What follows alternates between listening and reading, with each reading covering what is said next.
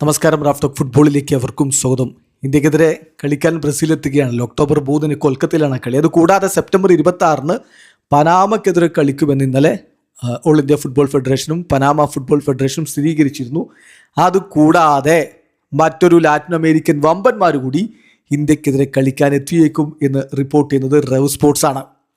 റവ് സ്പോർട്സിൻ്റെ റിപ്പോർട്ടിൽ പറയുന്നത് 3 മത്സരങ്ങൾ ഒക്ടോബർ 3 ബ്രസീൽ ഇന്ത്യക്കെതിരെ കൊൽക്കത്തയിൽ കളിക്കും. ഒക്ടോബർ 6 ഉറുഗ്വായി എത്തും എന്നാണ് അവരുടെ റിപ്പോർട്ട്. പക്ഷേ ഇതിൽ ഒഫീഷ്യൽ സ്റ്റേറ്റ്മെൻ്റ് ഒക്കെ ഇനിയും AIFF ഉറുഗ്വായ് ഫുട്ബോൾ ഫെഡറേഷനും ഒക്കെ ഇറക്കേണ്ടതുണ്ട്.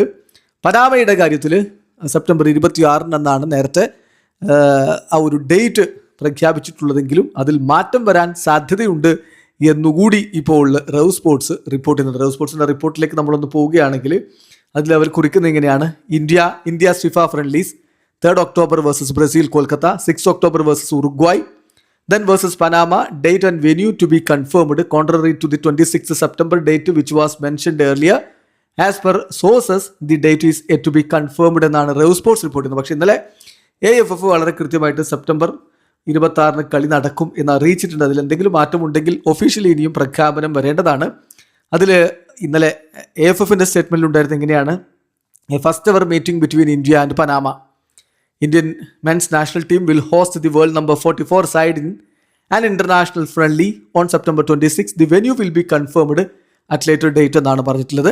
സോ ഏതായാലും ഒരു കാര്യം ഉറപ്പാണ്, അതിൻ്റെ സ്റ്റേഡിയം ഏതാണെന്നുള്ളത് ഇതുവരെ തീരുമാനിച്ചിട്ടില്ല. ഏതായാലും ഇതിപ്പം ഇന്ത്യയുമായിട്ട് കളിക്കാൻ വമ്പൻ വിദേശ രാജ്യങ്ങൾ തയ്യാറാവുന്നു. ബ്രസീൽ വരുന്നു, പനാമ വേൾഡ് കപ്പ് കളിച്ച ടീമാണ്.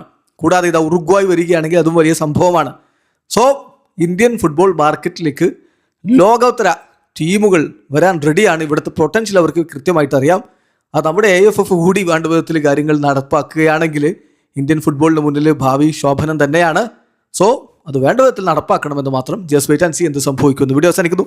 ഫുട്ബോൾ ലോകത്തെ കൂടുതൽ വിശേഷങ്ങളുമായി റാഫ്റ്റോക്സ് എത്താം.